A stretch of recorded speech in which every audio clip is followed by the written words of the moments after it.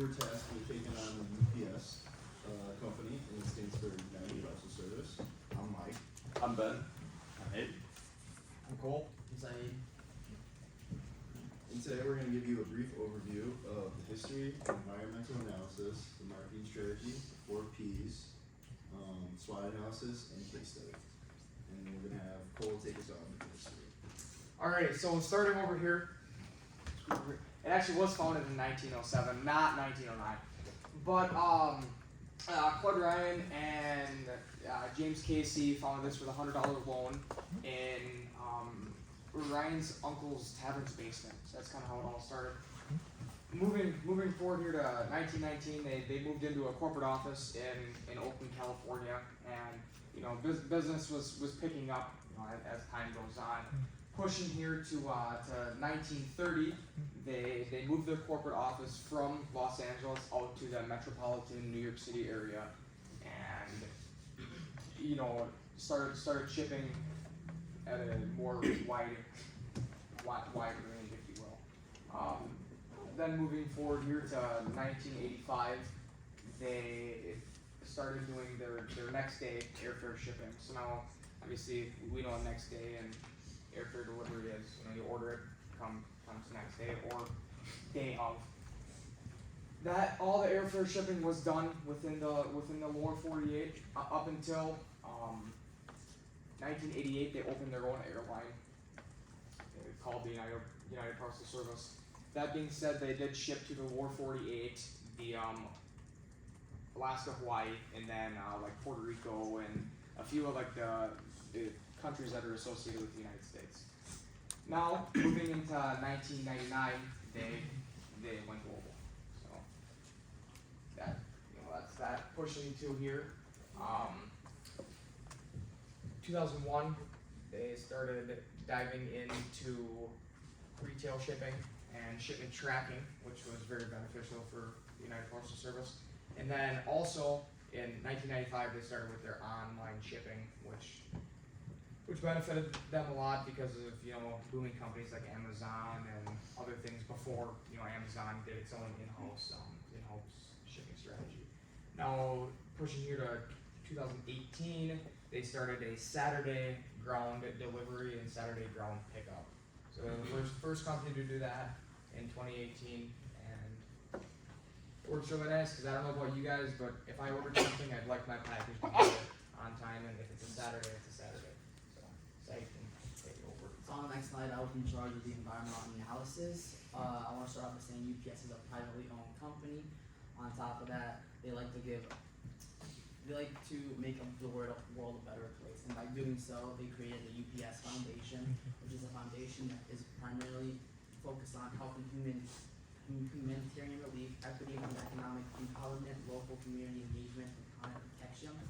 Actually, as of the year 2020, they have raised about $122.3 million in philanthropic contributions, $68.85 million in foundation charitable giving, and $53.5 million in employee and United Ways contributions. As much as they like to give back to people in other countries, especially in our state, they also like giving back to their employees. For example, personally, I worked at UPS, and one thing that they valued much was education. The education for them is really important because it gets them the opportunity to get newer employees to come work for them and stay for a longer period because they're renewed every year. They give about $25,000 in student aid, if not even more, depending where you live. But on top of that, it gives the opportunity to the older workers who also work there and wanted the opportunity to also go to attend school, but didn't choose to go due to the fact of how expensive it is. So that's how much they care about education. And on top of that, they invested over $30 million in education assistance programs in 2021. So they're really, really big in education. On top of that, even though education is important, most of them actually, from my experience, they stayed at UPS, moved levels from levels. So even though they paid for their education, it was more like an investment. They invested in other people to later come work for their company and move up levels. Now, going up to the next slide, I want to talk about the technology changes that UPS is implementing into their company. They're mostly implementing more EV trucks and e-bikes. They want those more vehicles to be in bigger cities. It's more convenient, it's more eco-friendly, and they're able to managing more than the big UPS trucks, because they're, from when I worked, they're really, maintenance-wise, very difficult, and also, temperature-wise, how to keep it cool and also how to keep it hot is very difficult, especially on the workers who, are driving them. But on top of that, they also do a little bit of droning here or there, but the FedEx was saying group, they're more staying in their lane, which is ground. I know I don't have a picture up there of the drone, but it's really minimal. They just recently started to get accepted to use drones. Right now they're mostly working it with the medical field for some reason, more transporting certain stuff that they need, but mostly focusing on ground transportation. Lastly, I want to cover some of the issues the company has. Recently, I think in the summer, they had almost a strike of about 300,000 employees wanted to walk out due to the fact about their payment. So with that being said, if that would have occurred, that would have risen a lot of the prices for UPS, but also other companies that do shipping because it would come with more of an overflow of packages with not enough people to be able to ship them out for them. So to prevent that, they tried to come to a compromise with the people on strike, which was basically giving them a brand new contract with better pay immediately so that they can start work and not have to go on strike. Now moving on to Mike. Moving more onto our marketing strategy, UPS focuses its three main values on customer first, people led, and innovation driven. What they mean by customer first is just making sure that they're providing a service that is a smooth and easy process to continually bring back and have recurring customers through their company.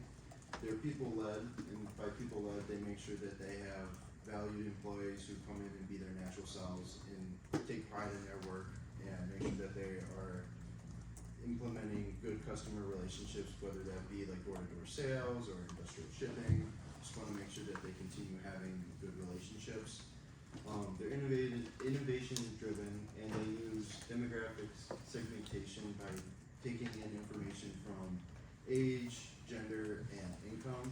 And it kind of varies on what they target specifically because they have a very wide variety of delivery services from consumer-based all the way to industrial services. And then moving on to their products in place. Like I said, they have multiple segmented services, which could be falling under consumer and professional delivery services, industrial manufacturing, healthcare, retail, and even aerospace. And all of those could fall under two groups, which could be global small package and supply chain freight. And then under global small package, that can be broken up into domestic and international. They both offer certain delivery timelines. Specifically for domestic, they have same day, next day, 2-day, and 3-day shipping. And for international, they have standard, expedited, express, express plus, express critical, and express saver. Now these options are very reliable, but it also depend on urgency and weight of the packages. And for supply chain and freight, that can be broken up into freight, air freight, and then less than a truckload. Now the only thing that differentiates these types of services is weight and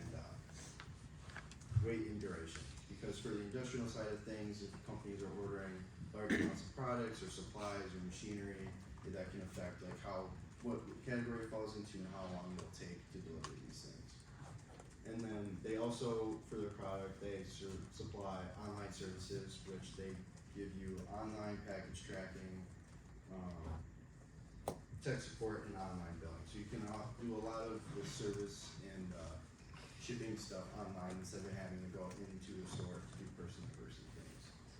And then for place, UPS is currently in over 200 plus countries here in the US and overseas. They have 950 field stock locations with 4 central locations that service all of those as well. And then moving on to Ben, with pricing promotion. Now we're going to take a look at price. UPS kind of bases their pricing off of 3 different kind of pricing values. First is cost-based pricing. This is mostly dependent on your package weight and location. Because I mean, a package shipping up to Alaska is going to be a lot more than a package shipping to New York City, you know. And then again, value-based pricing. That's mostly on, like, say you need your package overnight. They're going to have to work a lot harder and move a lot more steps to get that package to you in one night than they would if you just went through the typical delivery. Another one is competition-based pricing. We have to keep up with our market. We don't want to go too far overpriced, and we don't want to go too far underpriced, so we have to keep an eye on what our competition is doing. Moving on to promotion, I think UPS's biggest promoter is the word of mouth. I mean, everybody knows UPS is the best. There's very little inefficiencies with UPS. Typically, if your package is late, you will always have the best customer service to find your package, and you have the best tracking services also. Another promotion is search engine marketing. Say you're just searching on Google for delivery options, then UPS will recognize that from large search engines such as Google, and then they can market to you that way. Moving on to the SWOT analysis. Some strengths are, I'd say the biggest is excellent employee treatment. UPS, belonging to the Teamsters Union, pays their workers the best wages and benefits, and I think that kind of correlates to the best product delivery quality. And next up is world-renowned reputation and efficiency. Everybody knows UPS is the biggest. We've all seen those brown and yellow trucks. And the fact that we're in 6 different continents is pretty impressive. Next up, the weaknesses. Definitely the reliability on the American market. $58.6 billion of revenue is generated in the US, and then $15.4 billion of revenue is generated overseas. That means 79% of UPS's revenue is generated in America. And that brings us to opportunities, advancement in technology. Some opportunity for technology would be self-driving vehicles. That would really benefit UPS in kind of taking out the human factor of delivery services, and the delivery driver would kind of focus on getting the package there safely instead of having to worry about driving times. Also, expansion through buying competitors. We were talking earlier and we had a great idea. Amazon does their own in-house shipping, but we were talking and we think that it would be a great opportunity for UPS to buy Amazon's shipping, and then that way Amazon could focus on kind of their website and their own services, and we could take over the shipping. And that would provide us a lot of revenue. And then lastly, moving on to threats, FedEx and Amazon are our biggest competitors, and to stay in the market, we have to keep up with kind of what they're doing, and we have to keep innovating on to bigger and better things. We'll move on to Hayden. I did a case analysis, and I did UPS and FedEx. They're two of the biggest in their industry. And starting off with transportation, they've got a lot of the same transportation types. They got their trucks, the planes, but each of them's kind of specialized a little different. UPS is more ground transit heavy. They're FedEx is the opposite. They're airway heavy. They're express, and UPS started mostly with just trucks, and that's kind of what they've stuck with. It's like their best way of getting things to you quick. And then you do more with like smaller packages and stuff like that. And I'm sure all you guys have seen a UPS truck driving around your neighborhood delivering things. That's more what they specialize in. FedEx is more like international shipping of bigger things like that, and bigger shipments to international areas. Retail, UPS is a little heavier in the retail industry. They got franchises all over the world, all over America. And FedEx is a little behind in that aspect. They have not gotten as many stores. They've got a little later start on that, but they're working on that. And the e-commerce is obviously a big thing in the world right now. You got internet everywhere. People are buying stuff online. And UPS, with their truck-heavy ground transit and transporting smaller things, they're going to have a little advantage in the e-commerce aspect, just because if you order something online, a third company or a third-party company is going to want to go with the company that can ship it closer and cheaper to you. So they're going to most of the time choose UPS because they transport smaller things like that, and they do more just nearby transportation things like that. FedEx is not as heavy in that, but Lastly, the customer and employee care differentiates a little bit. FedEx had a problem in the past with their customer care. They had complaints that people were complaining about their truck drivers not being very friendly for whatever reason. Might be that they're struggling to compete with UPS's ground transit, so their truck drivers are just on the go trying to make up time and get it going as fast as possible, but they ended up being a little rude to some of their customers or something. And employee care, UPS has got more benefits for their employees and they've got better wage. They seem to care a little more about just their employees and all the people in their company and stuff like that.